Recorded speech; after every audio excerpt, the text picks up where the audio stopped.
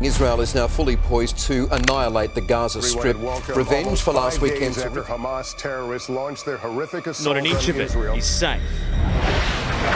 Is the devastating war between Israel and Hamas pushing us towards World War III? What's happening now could pull in big countries worldwide. Receiving a new denial by Iran that it was involved in the terrorist attack. And Israel has now declared a war, sparking even bigger conflicts. Let's break it all down.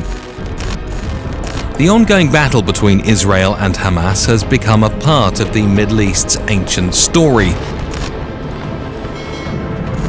The struggle has been going on for a long time, linked with the bigger fight between Arab countries. At the centre of this conflict is Israel's military occupation of one Palestinian territory, the West Bank, and its blockade of the other, the Gaza Strip. And Israel that started around the middle of the last century.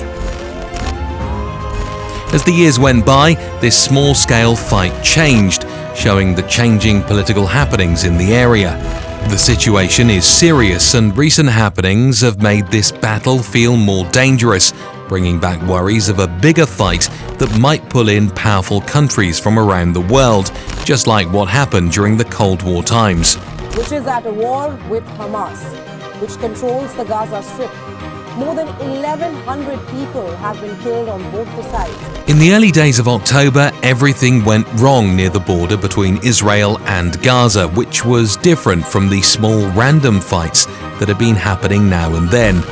Hamas fighters planned and carried out an unprecedented surprise attack into areas owned by Israel, showing a strong plan and determination that reminded people of historic past events like the Yom Kippur War of 1973. In that war, a surprise attack by a group of Arab countries on a special Jewish holiday, Yom Kippur, had pushed Israel into a dangerous spot until help from the US came and made Israeli forces stronger, finally bringing the fighting to a stop. The Yom Kippur War made people remember how small fights in one area could cause immense political power shifts, a thought that came back with the recent attack led by Hamas. The way Gaza and the West Bank are ruled shows the big difference in thinking that is at the core of the fight for Palestinian people. Hamas, which rules Gaza, is completely against Israel and doesn't accept it as a real country. This is different from the more calm approach of the Palestinian Authority in the West Bank.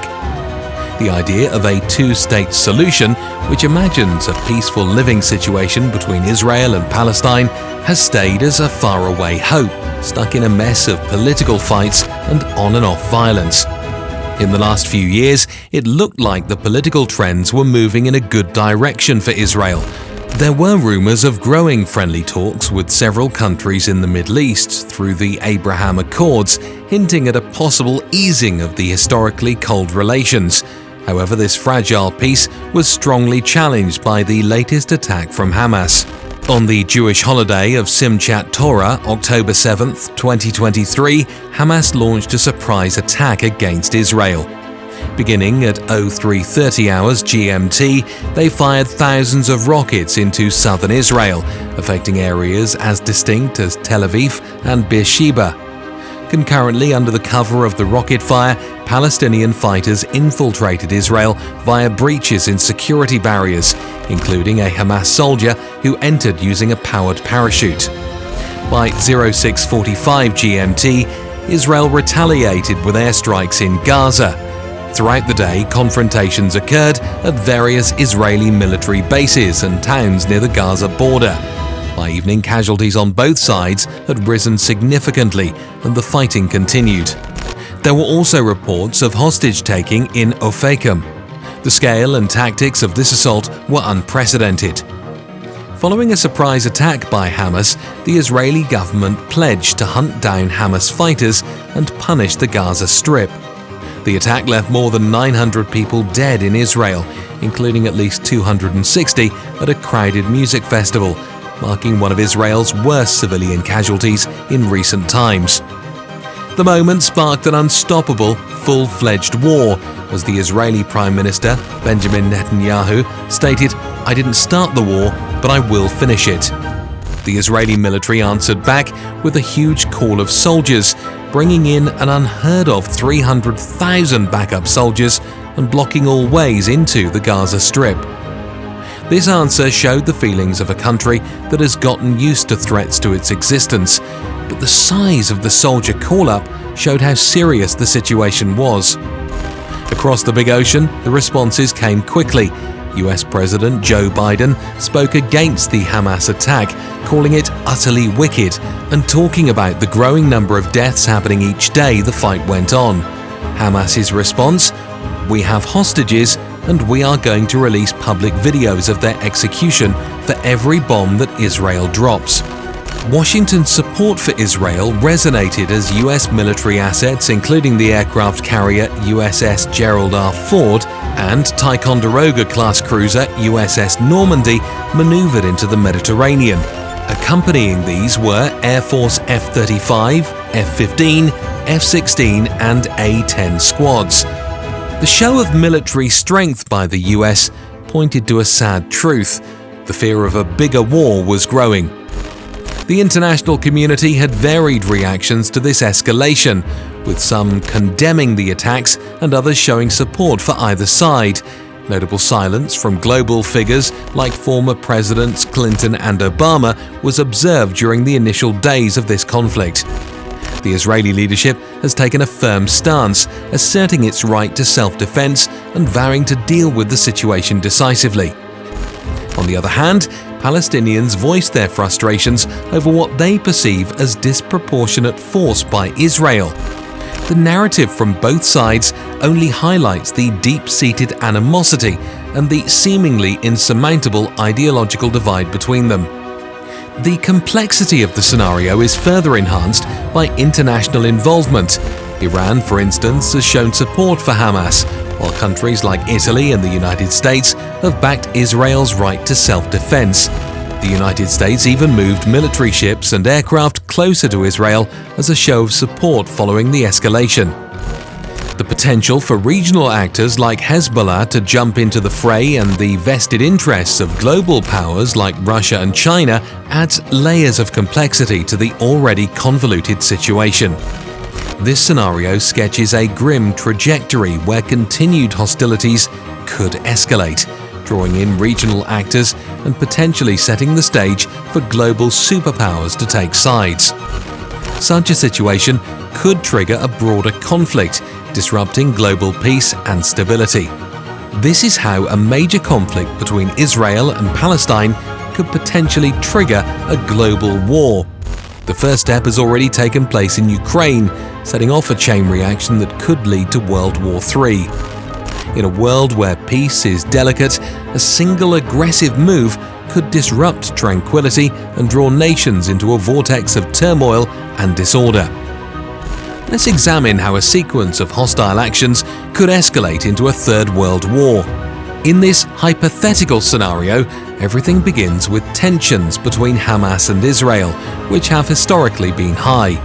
The ripple effect might commence as the sounds of battle cross borders, reaching the ears of Hezbollah and Islamic Jihad. In support of Hamas, they launch rockets into Israeli territory. Israel, now fighting battles on multiple fronts, plans a strong counterattack in southern Lebanon, overpowering Hezbollah forces and taking the region. The Middle East is in a state of war, its flames reaching the heart of Iran, a nation known for its big financial and military support of both Hamas and Hezbollah. The Israeli fighter planes fill the skies as they swoop down over Iran, launching airstrikes to stop the nation's ability to continue fueling the conflict.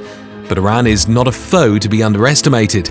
It fights back with a storm of aerial attacks, making its stance clear with a declaration of war against Israel. The Arab world, feeling for the Palestinian cause, rallies against Israel, starting the Intifada, a big uprising, and declaring war that echo through the desert winds. The global scene becomes a complex game, where friendships are tested and formed. The United States, Europe, the United Kingdom, Canada, India, Australia and their allies align with Israel, showing support amidst a sea of enemies. Opposing them stand the strong forces of Russia, China, North Korea, Turkey, Pakistan, Afghanistan, alongside the Arab nations, showing their support to Hamas, Hezbollah, Palestinians and Iran.